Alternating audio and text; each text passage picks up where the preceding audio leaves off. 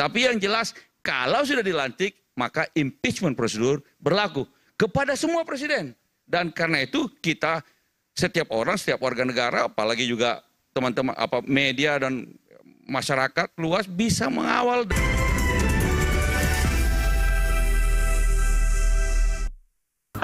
Oke.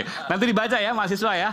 Masih dibaca, luar biasa nih. Tapi tadi saya harus fair juga karena Bung Refli mengatakan tadi sebelum pelantikan karena fufafa dan lain sebagainya itu bisa kemudian ada pembatalan pelantikan. Saya kok mikir jauh banget yang Bung Refli katakan, tapi itu Bung Refli katakan. Saya yakin Bung Andi ingin meluruskan soal itu, silakan. Baik, jadi sangat wajar kalau masyarakat punya harapan besar terhadap presiden terpilih atau presiden baru nantinya. Itu wajar, baik yang memilihnya maupun yang tidak memilihnya. Semua punya harapan baru, harapan besar. Apa yang dikatakan Pak Saidido, Bung Refli juga, kita semua punya harapan terhadap presiden baru. Kadang-kadang harapannya juga kadang-kadang tidak realistis juga, tapi itu harapan. Nah karena itu kita perlu beri kesempatan kepada presiden baru untuk memulai menjalankan masa jabatannya. Dimulai dengan sumpah presiden itu. Setelah itu kemudian dia menyusun kabinetnya. Setelah menyusun kabinetnya, menetapkan, tentu saja semua kabinetnya diberikan kebijakan-kebijakan dasar yang harus dijalankan oleh pemerintahan ini. Kebijakan-kebijakan apa segala macam. Setelah itu kita lihat. Nah, tentu saja dalam proses ini mereka yang ingin beroposisi, mengkritisi dan segala macam boleh sekali. Tapi bahwa sampai kemudian tidak jadi dilantik rasanya kalau yang itu lah. Tidak ada presidennya. Tidak ada presidennya. Sekarang ini. Bang Andi sendiri itu saya tidak melihat ada presidennya, mekanismenya bagaimana juga saya tidak tahu, tapi yang jelas begini. Yang ada adalah ketika sudah dilantik presiden maupun wakil presiden, berlakulah pasal konstitusi tentang impeachment prosedur. Kalau presiden wakil presiden yang menjabat kemudian melakukan pengkhianatan kepada negara, penyuapan dan pembuatan tercela, pelanggaran hukum berat dan sebagainya. Itu sebenarnya terjemahan dari konstitusi Amerika, yaitu bribery, treason, bribery, high crime and misdemeanor. Jadi ini misdemeanor ini kemudian diterjemahkan sebagai perbuatan tercela. Nah, begitu setelah dilantik berlakulah pasal tentang impeachment ini. Impeachment. Kalau dalam masa jabatannya itu ada melakukan salah satu dari berbagai pelanggaran itu, dia kemudian bisa diimpeach melalui prosedur. Tapi sampaikan tadi sebelum pelantikan. Itu yang saya katakan, saya belum melihat. Presidennya belum ada. Nggak pernah Indonesia. Bagaimana melakukannya? Karena yang ada adalah KPU melakukan penetapan. Setelah itu kemudian ada sengketa pemilu di Mahkamah Konstitusi. Udah selesai semua itu? Selesai semua itu, kemudian ditetapkanlah secara final oleh KPU penetapan tentang hasil pemilu yang nanti akan dibacakan di sidang MPR itu sebelum pada waktu tanggal 20 Oktober nanti. Jadi apa yang dikatakan Bung Refli terlalu jauh lah begitu ya. Nah, kira-kira itu yang saya pahami selama ini. Baik. Kalau ada prosedur-prosedur di lain soal itu, saya terus terang saya tidak tahu, belum ada presidennya, bagaimana melakukannya apa segala macam. Tapi yang jelas kalau sudah dilantik maka impeachment prosedur berlaku kepada semua presiden. Dan karena itu kita setiap orang, setiap warga negara, apalagi juga teman-teman media dan masyarakat luas bisa mengawal dan kemudian mengikuti prosedur ini. Dan kalau ada pelanggaran-pelanggaran tertentu dari salah satu diantaranya atau dua-duanya bisa dilakukan impeachment.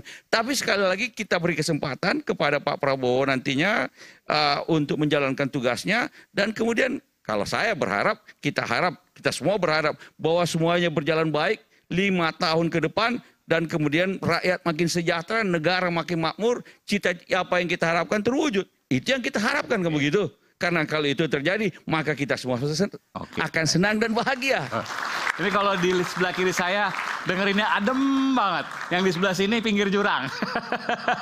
Bung Rey, silakan Bung Rey. Pinggir jurang juga kan ya? Saya apa ya? Kalau ke saya apa kira-kira? Aiman ini memang mengundang kita untuk pinggir jurang. Dan itulah demokrasi, gitu kan. Silakan Bang Rey. Enggak, tadi apa yang disampaikan bahwa ada optimisme baru, bahwa kemudian penggagalan sebelum pelantikan terlalu jauh lah Bung Refli mikirnya. Kalau impeachment apalagi prosesnya panjang, lalu kemudian... Boleh 1 menit nggak ya, biar clean. Jadi gini, sesuatu yang belum ada presidennya itu bukan berarti tidak bisa. Itu satu ya, itu kan one thing for sure. Jadi begini, saya kasih contoh kecil lah. Tapi bentar, Bung Refli kayaknya nafsu banget sih. Bukan nafsu. Saya ingin menjalankan, menerangkan dari sisi hukum tata negaranya. Okay. Gini misalnya gini. Ada calon wakil presiden terpilih. Tiba-tiba ketangkep lagi narkoba. Ya Misalnya. kalau ketangkep tangan beda. Lah ini kan ketangkep tangan juga kan. Maksudnya apa ini? Fufafa kan ketangkep tangan juga kan. Oh ini akun. Iya. Akun. Ya meskipun harus dibuktikan jadi panjang. Jadi maksud saya pembuktiannya nggak panjang. Maksud saya gini. Bukan berarti kalau dia sudah kemudian proses selesai di KPU diumumkan 24 April, kemudian dia tidak bisa digagalkan pelantikannya. Kalau ada materinya berubah, ya kan? Ini kan kita bicara tentang material orangnya itu berubah. Misalnya dia gila, ya kan? Masa gila masih tetap dilantik? Gila kitanya yang gila, ya kan? Jadi misalnya dia kena narkoba, lagi main judi, lagi main perempuan misalnya.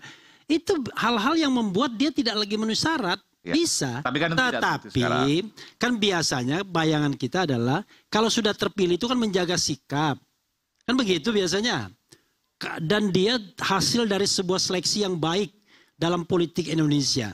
Tapi kan ini kan bukan sebuah sesuatu yang hasil seleksi yang baik. Ini kan unusual things dalam politik dimanapun. Tiba-tiba anak yang belum... Tapi saya mau ngomong ini. Gitu. Tapi jangan dibully ya, buzzer jangan dibully nih. Ini kan kejadian misalnya katakanlah benar. Saya juga bukan Profesor Fufafa ya. Katakanlah benar. Ya sudahlah itu kan udah 10 tahun yang lalu. Kita tahu juga bahwa 10 tahun yang lalu tuh bagaimana sengitnya pemilu pada saat itu. Bung Romi juga waktu mengalami sendiri 2014. Lalu kemudian muncul seperti itu.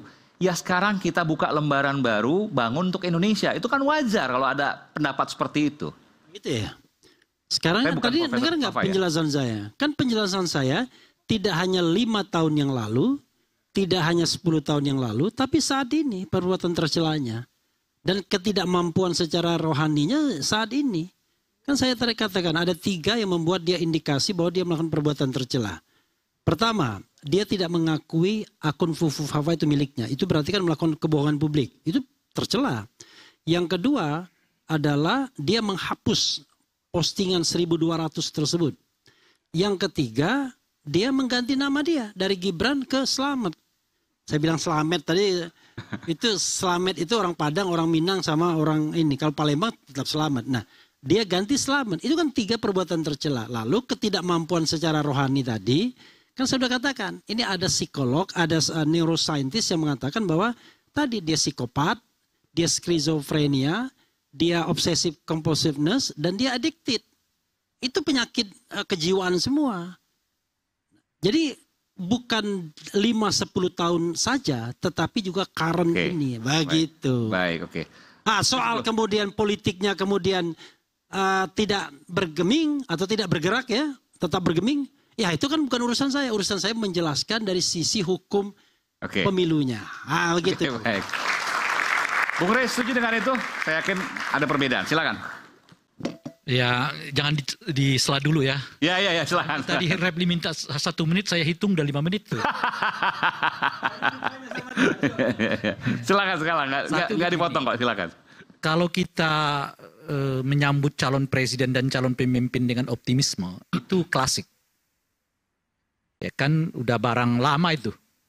Yang jarang kita temukan adalah menyambut presiden dengan sikap pesimisme. Itu Jokowi disambut di periode pertama dan kedua itu dengan optimisme, khususnya di periode kedua hasilnya mengecewakan kan. Jadi jangan lagi kita, menurut saya sih kadang-kadang perlu kita belajar dari optimisme ke pesimisme itu menyakitkan daripada yang pesimisme ke optimisme kan. Nah oleh karena itu ada baiknya memang kita sambut kehadiran Pak Prabowo itu dengan sikap pesimis. Apakah Pak Prabowo mampu membawa kita ke arah yang lebih baik? Mungkin kita jawab dengan belum tentu. Daripada mengatakan optimis, yang kita alami 5 tahun terakhir di era Jokowi ini banyak orang yang kecewa gitu. Itu satu. Apakah kemudian pesimisme itu didukung semacam isyarat, semacam tanda-tanda bahwa pesimisme kita itu sesuatu yang logik gitu. Saya kira iya. Ada beberapa tanda di situ itu. Pertama adalah beliau mengubah struktur kabinet dari 34 ke 44. Artinya apa? Artinya beliau menginginkan kabinet yang sangat besar yang semata-mata untuk menampung banyak partai politik masuk ke dalam anggota kabinetnya. Alasannya tentu dibuat atas nama kepentingan bangsa dan negara demi kepentingan menjawab tantangan yang begitu besar gitu. Tantangan Pak Jokowi dengan Pak Prabowo mungkin kalau dibuat skala-skala bisa juga tantangan Pak Jokowi lebih besar, tapi kabinetnya 34. Gitu. Apalagi Pak Prabowo hanya mengatakan saya akan melanjutkan apa yang sudah dilaksanakan oleh Pak Jokowi. Artinya kalau Pak Jokowi 34, Anda mestinya bukan 44 dong, di bawah itu. Karena tinggal melanjutkan. Karena artinya melanjutkan itu nggak mungkin 90 kan. Melanjutkan itu ya paling, itu artinya orang udah bekerja di atas 50, sisanya yang kita lanjutkan. 40, 30, loh. Kalau untuk pekerjaan yang 60 aja orang membutuhkan kabinet cuma 34, apa yang membuat kita untuk pekerjaan 40 lalu membengkakkan kabinet menjadi 44? Kan di situ pertanyaannya kan. Nah, jadi kita bicara dalam konteks itu turunannya banyak. Soal efisiensi, soal efektivitas, soal biaya negara, soal koordinasi, soal macam-macam. Itu turunannya tuh. Nah, dari situ pertama. Nah, yang kedua adalah soal kata kelanjutan. Pak Prabowo belum memperlihatkan sebetulnya kepada kita yang dilanjutkan dari Pak Jokowi ini apa. Apakah Pak Prabowo mau melanjutkan indeks kebebasan berpendapat kita yang turun? Apakah Pak Prabowo mau melanjutkan perhatian terhadap hak asasi manusia yang turun? Apakah Pak Prabowo mau melanjutkan penegakan hukum terhadap korupsi, kolusi, dan nepotisme juga menurun, mau dilanjutkan oleh Pak Prabowo? Dan sebagainya. Di luar ekonomi. Karena itu bukan wilayah saya. Gitu. Tapi hampir semua indikator demokrasi kita, itu trennya menurun di era Pak Jokowi. Khususnya 5 tahun terakhir menjelang Pak Jokowi itu lengser. Apa itu juga mau dilanjutkan oleh Pak Prabowo? Dan sampai sekarang kita belum mendengar penjelasan Pak Prabowo misalnya, saya akan revisi lagi undang-undang KPK. Masa 8 bulan baru hari ini kembali melakukan OTT? Kan nggak masuk akal kita.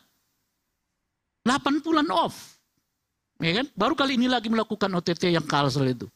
Gubernur. Ya. 8 bulan ini kerjanya KPK hanya ribut soal internal mereka. Pimpinan KPK yang dipersoalkan secara etik, anggotanya dipersoalkan secara etik, macam-macam dan seterusnya itu. Gitu. Ini jelas efek dari revisi undang-undang KPK. Oleh karena itu saya Pak Prabowo harus mengatakan kalau saya jadi presiden, saya akan revisi lagi undang-undang KPK, setidaknya kita akan kembalikan kepada undang-undang yang sebelum revisi ini. Contoh itu misalnya. Sebagai contoh tuh. Untuk mengatakan bahwa pemberantasan korupsi nggak akan saya lanjutkan, di mana trennya di era Pak Jokowi itu menurun, di era saya harus naik. Kebebasan berpendapat harus naik. Nggak ada lagi cerita preman-preman datang membubarkan diskusi gitu, dan seterusnya itu. Membubarkan Prof. Refli. Iya, itu melukai kita, melukai kita gitu. Nah, kalau tadi misalnya jelaskan Pak Prabowo tampil apa adanya, ya oke lah, bagus lah. Karena selama 10 tahun ini kita terpesona dengan orang yang bajunya harganya 200.000, sepatu 150.000 katanya ya, celana 300.000, total di badannya cuma 500-600.000. Sederhana banget penampilan, hasrat berkuasanya gede banget.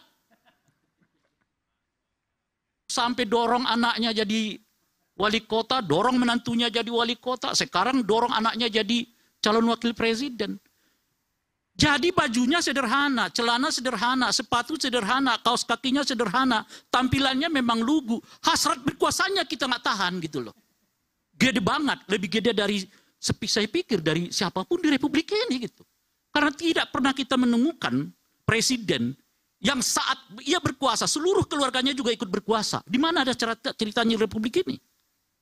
Ada ceritanya sekarang ini di eranya Pak Jokowi, di ujung kekuasaannya. Nah, apakah ini juga mau dilanjutkan oleh Pak Prabowo? Tradisi ya memberi kekuasaan kepada keluarganya. Nanti kita lihat di susunan kabinet. Apakah ponakannya ikut? Misalnya gitu ya. Apakah saudara-saudaranya ikut? Ya kan? Apakah ininya ikut gitu? Nah, itu yang kedua tuh. Nah, yang ketiga, pandangan dirinya terhadap moral demokrasi. Bagi saya ini penting. Kenapa? Karena di era Pak Jokowi ini selalu orang berlindung di bawah aturan. Padahal aturan yang dilipat-lipat.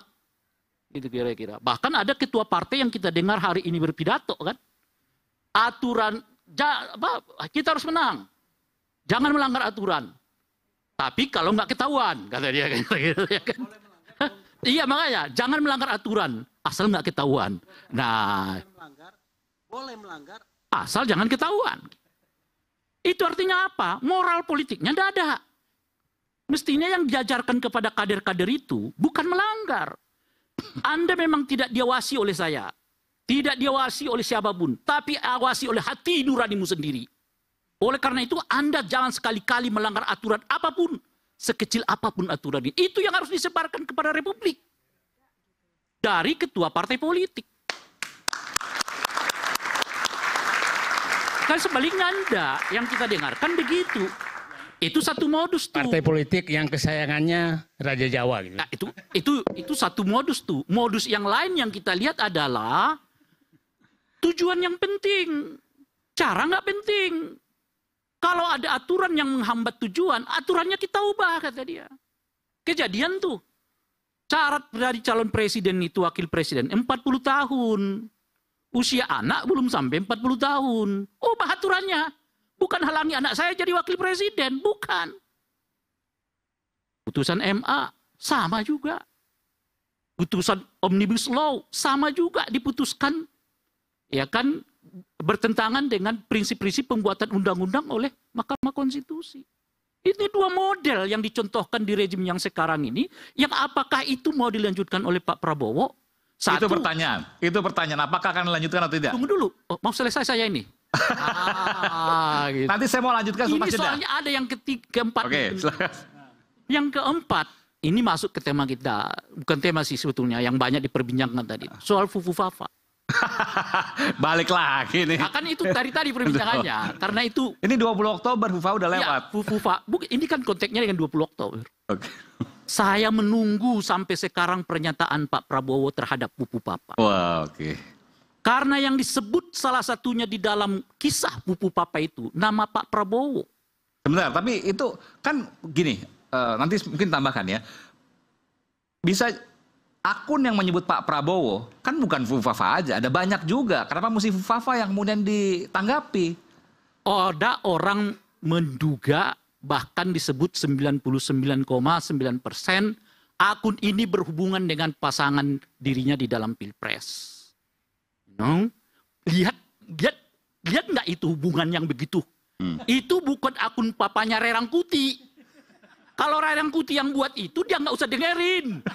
Tuh, ya kan. Udah kasih aja sama siapa itu ngadapin. Ini dengan bukan calon, wakil dirinya.